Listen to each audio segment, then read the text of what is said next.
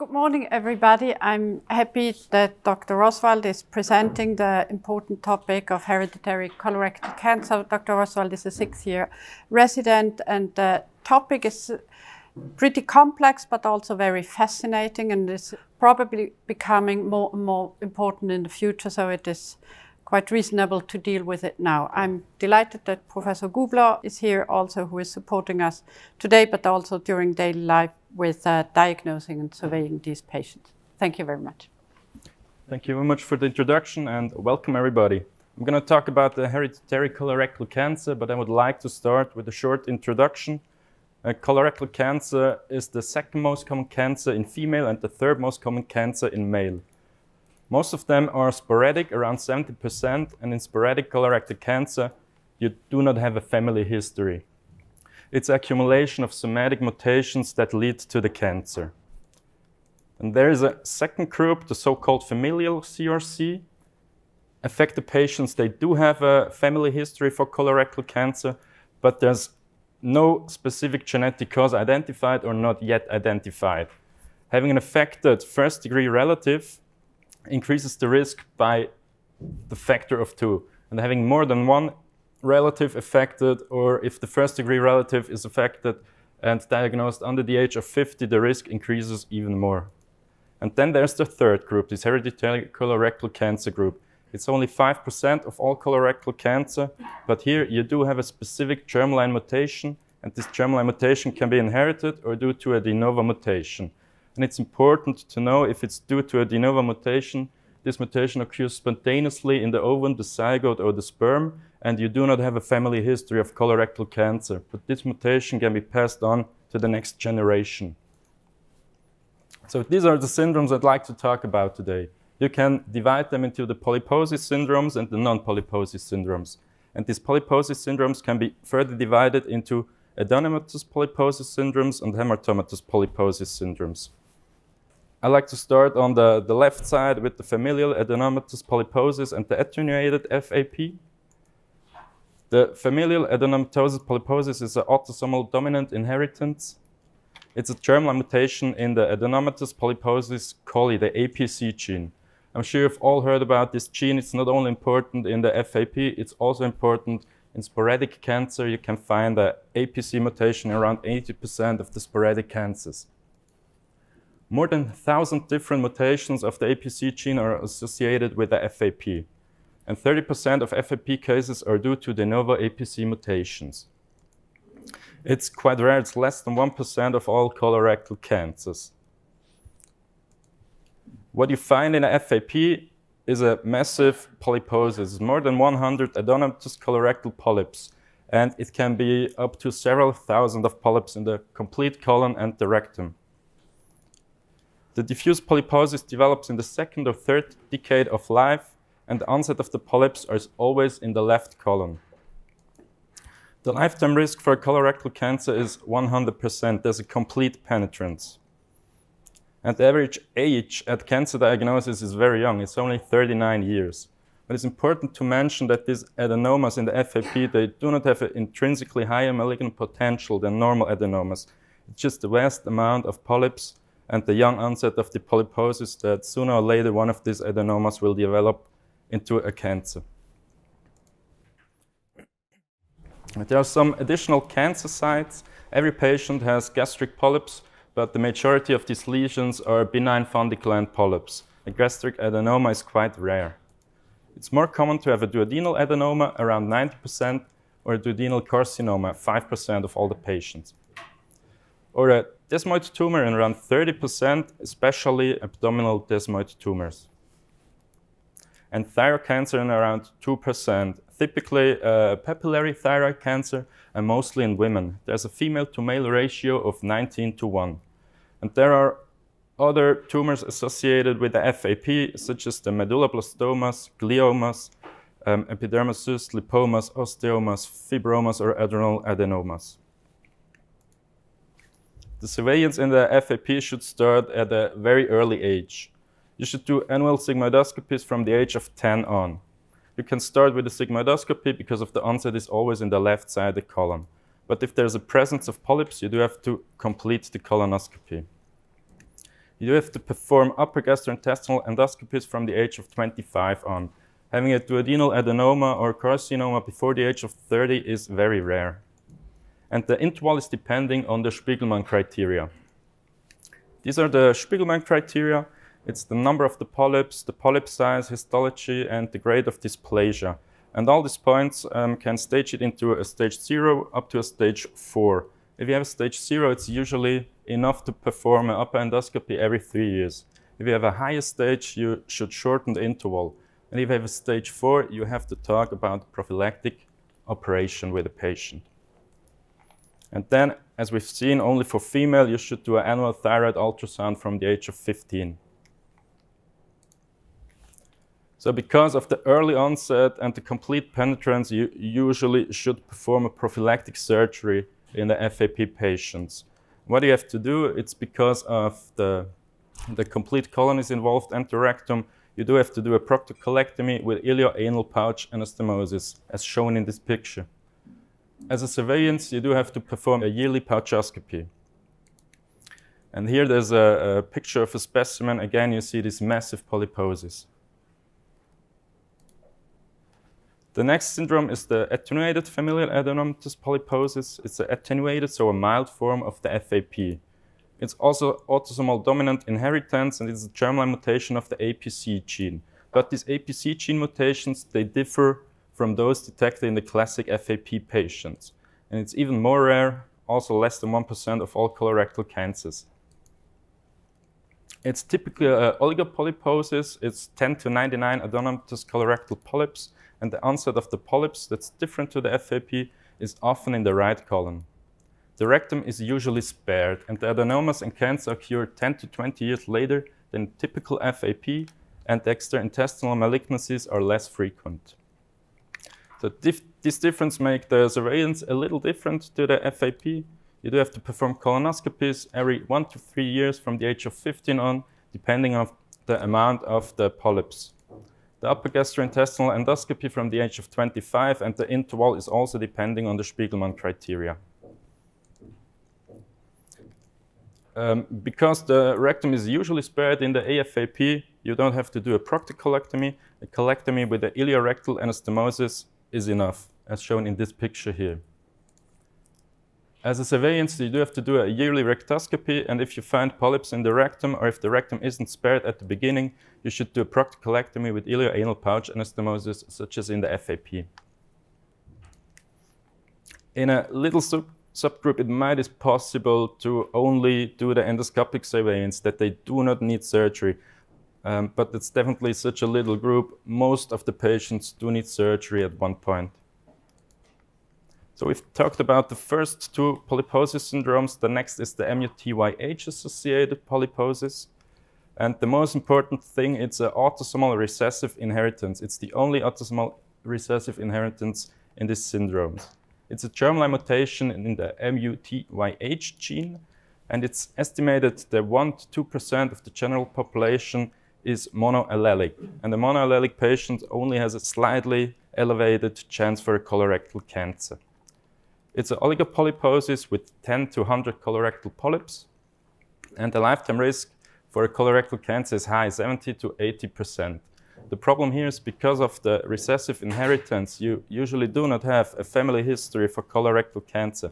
That's why a lot of patients already have colorectal cancer at first admission.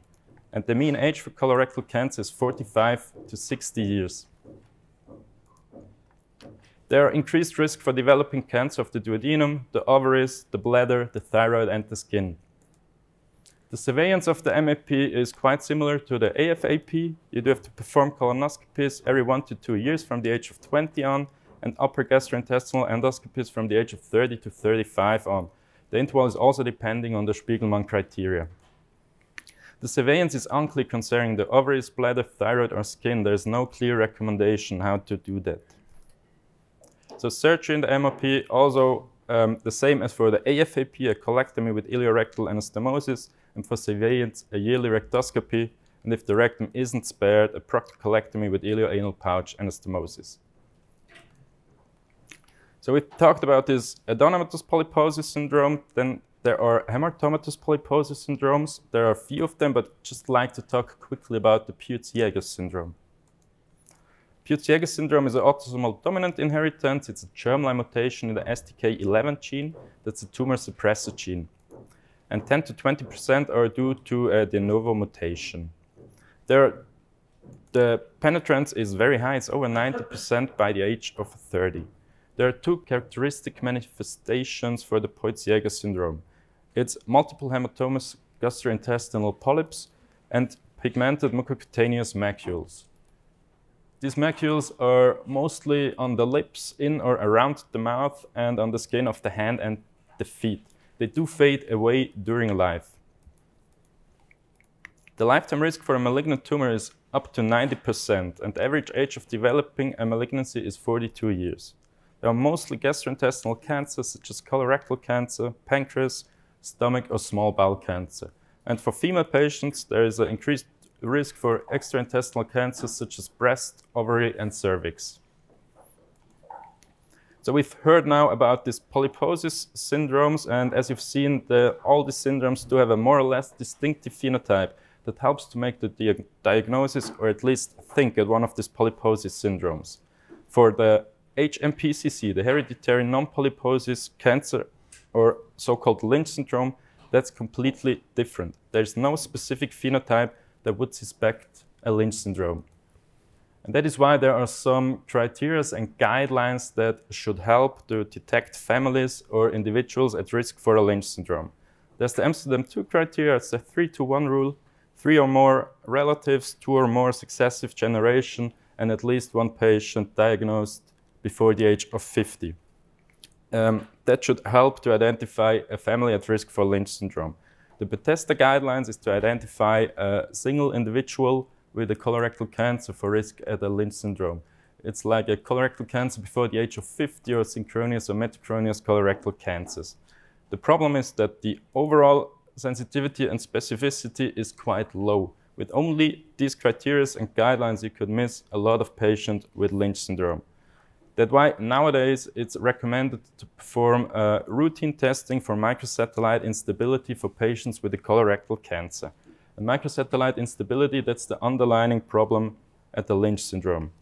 I'm going to talk about that now. So there are two major pathways to develop a colorectal cancer. It's the chromosomal instability pathway, the SIN pathway, and the microsatellite instability pathway, the MSI pathway. Mostly 85% are due to the SIN pathway, only 15% due to the microsatellite instability pathway.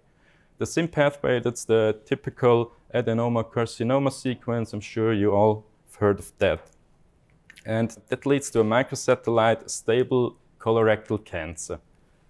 In the MSI pathway, there's at least inactivation of one of the 4 mismatch repair proteins, the MLH1, MSH2, PMS2, and MSH6. These mismatch repair proteins are responsible for correcting nucleotide-base mispairings that occur during the DNA replication. And these mispairings most commonly occur in repetitive short sequences of 2 to 6 nucleotides. And these short sequences are called microsatellites. And if there's a defect in these mismatch repair proteins, it leads to a fast accumulation of genetic error at these microsatellites. A microsatellite instability, the definition is the inability of mismatch repair proteins to fix genetic errors at the microsatellite. And a mutation here leads to a microsatellite unstable colorectal cancer. But not every microsatellite unstable colorectal cancer is a Lynch syndrome. There are, again, 2 pathways. It's the mutational inactivation of these mismatch repair proteins. It's a germline mutation, and with a germline mutation that leads to a Lynch syndrome or HNPCC. But there's another way, that's the epigenetic inactivation. And as the name says, epigenetic, it's above the level of the genes. It's a local event in a tumor. And this is mostly a promoter hypermethylation that leads to an inactivation of one of these 4 mismatch repair proteins. That leads to a sporadic microsatellite unstable colorectal cancer. That's what you see on this slide. Again, 85% are microsatellite stable, 15% microsatellite unstable. Most of them are sporadic. Only overall 3% are due to a Lynch syndrome, so due to a germline mutation. But that's enough for the genetics. I'm going to talk about the Lynch syndrome. It's the most common cause of an inherited colorectal cancer and probably the most common form of a predisposition to cancer. The lifetime risk for colorectal cancer is 60 to 70% versus the normal population around 5.5%. And the mean age of diagnosis is 44 years versus 69 years in a sporadic colorectal cancer. There are several additional cancer sites. The most important is the endometrial cancer. 40 to 60% of the female patients develop endometrial cancer. And as you see on this slide, it's different which kind of mismatch repair protein is mutated. There are other additional cancer sites such as the small intestine, hepatobiliary, pancreatic, gastric, ovarian, prostate or bladder cancers. The penetrance in the HNPCC is gene-dependent and age-related, and as you've seen, not every single mutation has the same risk for an additional tumor. The expressivity is very variable, and important to mention that the risk of a metachronous carcinoma is up to 16% in only 10 years. So the surveillance in HNPCC should be started early with an annual colonoscopy from the age of 25 on and upper gastrointestinal endoscopy every 1 to 3 years from the age of 35. And for the female, annual gynecological examination, pelvic ultrasound, tumor markers and aspirational biopsy. So now, important point for surgeons, what kind of surgery do we do in HNPCC? We already know there's a risk of a metachronous carcinoma, 16% in 10 years. So what do? We might do as in the AFAP, proctocolectomy, a prophylactic proctocolectomy with ilioanal pouch anastomosis, or do we just wait till the cancer cures and do an oncological resection, maybe a hemicolectomy, or something in between, like for the AFAP, a total colectomy with iliorectal anastomosis. But to decide, we do need some more information. There are some specialties for microsatellite instable colorectal cancer, not only for the Lynch syndrome, also for the sporadic cancers. They have a significantly lower rate of positive lymph nodes, a significantly lower rate of distant metastasis, and a lower prevalence of microsatellite instability and metastasized diseases. So that leads us to a stage-dependent distribution. In stage 2 colorectal carcinoma, it's up to 22.5% with a microsatellite instability. In a stage 4 carcinoma, it's only 3.5%. And that gives us the implication of a better prognosis. So now, we do know we have a high risk of metachronous cancer, but we do have a better prognosis for this single microsatellite unstable cancer compared to a microsatellite stable cancer. That's why the recommendation is to only do an oncological resection, and especially no prophylactic resection in HNPCC. That's different for the endometrial or ovarian cancer. We know that's the second most common cancer, and the mean age of diagnosis is around 50 years, and it's gene-dependent. The risk of an endometrial carcinoma or ovarian carcinoma is reduced by a prophylactic surgery.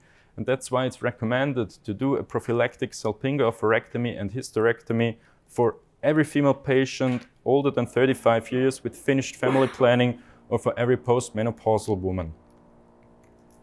So now, after surgery, you might need an adjuvant therapy, and there are some specialties for microsatellite instability as well. It's known that 5-FU is ineffective in a stage 2 colorectal carcinoma with microsatellite instability. So there's no chemotherapy due to the better prognosis, as we've seen, and due to this chemoresistance of the 5-FU. It's different in stage 3 or 4 diseases. It's known that oxaliplatin has an effect, and especially in combination with 5-FU, such as in the FOLFOX regimen. That's why it is recommended for the higher stages. And there's one other drug I would like to mention here. This microsatellite unstable colorectal cancer are unstable and of hypermutational nature. They do have a high expression of checkpoint proteins, such as the PD-1 and the PD-L1. And they do show a good response to immune therapy with PD-L1 or PD-1 blockade in metastatic diseases. These are the so-called checkpoint inhibitors, a new kind of drug. Another important thing in Lynch syndrome is the chemoprevention. I'd like to show you this study. It's the CAP2 study that was published last year in The Lancet. It's a double-blinded, randomized, placebo-controlled trial, a multi-center study, 43 international centers worldwide, and including 861 patients. They are all proven carriers of a pathological mismatch repair mutation.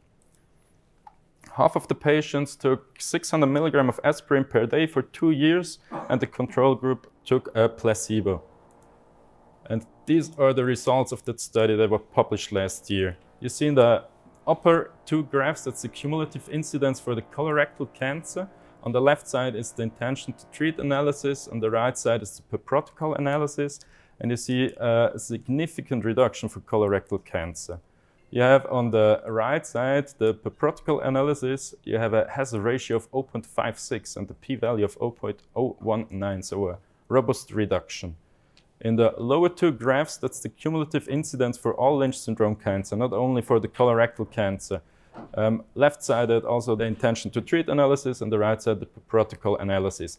And we do have a significant reduction. It's not as impressive as only for the colorectal cancer, but nevertheless, you do have a significant reduction here.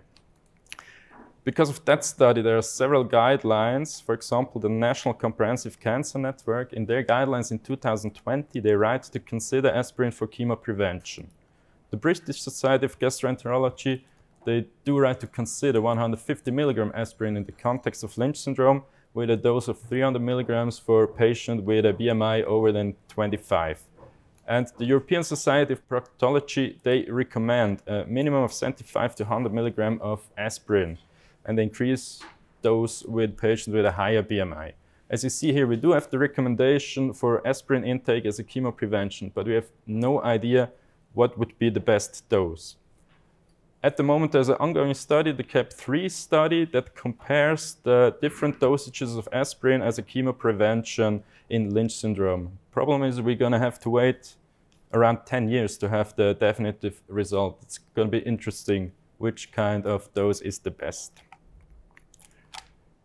So that's what we've talked about, all these polyposis syndromes, and to come to a conclusion, the hereditary tumors are rare. It's only 5% of all colorectal diseases, but they are probably underestimated.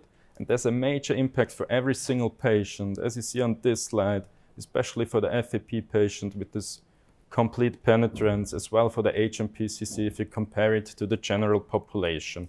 So early diagnosis and the adequate surveillance are of the utmost importance for these patients. That's why here in Zurich we do have the initiative for the hereditary tumor diseases. It's an interdisciplinary group, and the aim and purpose is to have a comprehensive standardized recording of suspected cases, a standardized diagnostic algorithm for the diagnosis, and a standardized implementation of follow-up and surveillance. We do it for all patients with a gastrointestinal tumor. We do this routine testing, and we come together every 6 weeks to talk about these patients and these cases. And with that, I'd like to end, and thank you very much for your attention. Thank you very much, Dennis. Excellent overview, very nice presentation, very scholarly. And you've managed to press this highly complex topic into 24 minutes, which is recommendable. Are there any questions from the audience? So I may just start off by asking you a question. And I think that's a scenario that we encounter every now and then. A patient coming into your office telling you that his brother has been diagnosed with colorectal cancer at age 48. So what do I need to do? Do I need to undergo genetic testing? Do I need to have early colonoscopy? What do I need to do? My brother has just been diagnosed with colorectal cancer at an early age. It's a difficult to answer question. Yeah, it's very difficult. I think it's important for the patient that was diagnosed if there is any genetic disease underlying the colorectal cancer. But if we have seen at the beginning, if it's only a familial predisposition, just have a risk that is twice as high as for the normal population. And they do recommend to do early colonoscopy, but no genetic testing if there's only one patient, one relative, and if there is no genetic disease underlying. I agree. There's different ways of how you could proceed here. One could be somewhat more vigilant or somewhat more risk-taking. So what should we do with a young patient with colorectal cancer? How do we address his family? I would do the whole family history first, and second, I would ask if there is tissue to check whether there is MSI instability. If you can find it there, to think about genetic counseling. But most important is to do a colonoscopy minus 10 years before the cancer of the brother in this case. But one patient in the whole family, it's not enough to do a genetic testing. But I would ask for the tissue in the index patient, and colonoscopy minus 10 years. Colonoscopy minus 10 years. Sometimes we see that the story becomes more and more complicated, and Caroline Horisberger has initiated a meeting in which we discuss more complex cases. But so, Caroline, what do you consider to be cases that need to be discussed? When do we have a situation where we cannot just counsel the patients to have MSI testing and be done with it? Sometimes we need to have a closer look. Sometimes we need to consider whether we do genetic testing or not. What are the cases where we need to identify those patients at risk, where we need to do more than just the usual? Thank you very much for the question. Thank you for the comprehensive talk, and that Professor Gubler is here, because I think, as well as they are very much interesting and extremely fascinating diseases, but beyond knowing a specific disease, it's what you said, it's very important to identify patients who are at risk for maybe being carrier of a genetic disease. And the risks we do have are what we saw in the lectures. There are some pictures with a specific phenotype. So they are diagnosed by mostly Professor Gruber, or suspected diagnosed. And then there are those without a specific phenotype, the HNPCC, or there are more and more upcoming diseases also in the field of pancreatic cancer or breast cancer, and the interference with these. So whenever we have patients with a young age of a cancer, we mark them and we discuss them in the meeting if we should go first a talk with the genetic specialist and then maybe proceed with a genetic analysis, or maybe, as Professor Gubler said, if there is some signs in the tissue with and whole genome analysis we do sometimes to see if there is a specific mutation which can lead us to a suspicion of a disease or being only a carrier of something.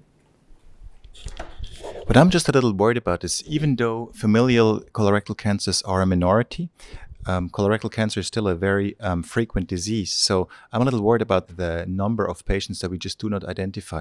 So how many people are walking around with a familial colorectal cancer that is just about to become apparent, where we may have a chance to detect them early, but we just don't, because we don't know the key facts, or we just miss the key points in detecting them early? It's a very difficult question. I cannot answer it in absolute figures, but in percentage, and it's not that high as you mentioned. But my key is always to the family history at the end.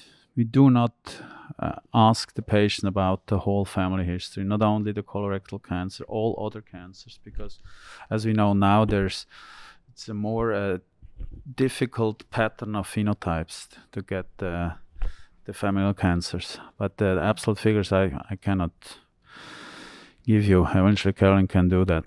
Yes, I calculated it once, just because of the numbers. We know the risk of being a carrier of a HNPCC. So there must more or less be 16,000 carriers of a HNPCC disease in Switzerland. So there must be a lot. And we surely do not know all of them, but I don't know what percentage we know. That's the one figure that I'm personally a little bit worried about. And we sometimes do see colorectal cancers developing in patients where in the aftermath we go back and we clearly recognize, that there have been signs in their previous life where we could have started investigations earlier. Maybe one specific point also to mention is, you have nicely shown us the different types of operations that we can do for example, attenuated FAP. Sometimes these are limited resections. And just one point that I may want to stress out is that whenever we do a limited resection and we leave part of the colon and rectum behind, we are really in a position where we need to ensure adequate follow-up in these patients. Especially the attenuated FAP. We leave the rectum behind in a young patient. Did this patient really have attenuated FAP, or was it just a classic FAP waiting to become diagnosed at a later age? We have seen more than one patient who had an ileorectal anastomosis and developed a rectal cancer, stage 4, within a few years after the diagnosis of his AFAP. So I'm a little bit worried about that. And especially those who undergo surveillance endoscopies for 1, 2, 3, 4, 5 years, but then they're in their lives, they may start a family, they have other things on their minds, and they just skip their endoscopies. Maybe, Christoph, you want to comment on that? Yeah, it's a usual problem. The surveillance work for 5 years, 7 years, and then they skip it. But that's why we have a recall system for all these patients, even with a pouch. Just do it once a year. But it's very difficult to keep them on, because if they do operate them at early age, you miss them after 10, 15 years. I would like to emphasize as well the surveillance and the recognizing of the patient with hereditary disease, because our treatment, the oncological treatment, is so much better nowadays than it was 30 years ago. So we not only make people survive the first cancer, but we see more and more patients with the second, third, or even fourth cancer. And so we really have to adhere them to the surveillance and need specialized groups who know what they have to survey, so like Professor Gubler, and to discuss it, because it's really important that the people do not only survive the first cancer, but to have a complete life. So surveillance is key. Any last question from the audience, residents, students? No one? If not, thank you very much, Dennis. Excellent talk.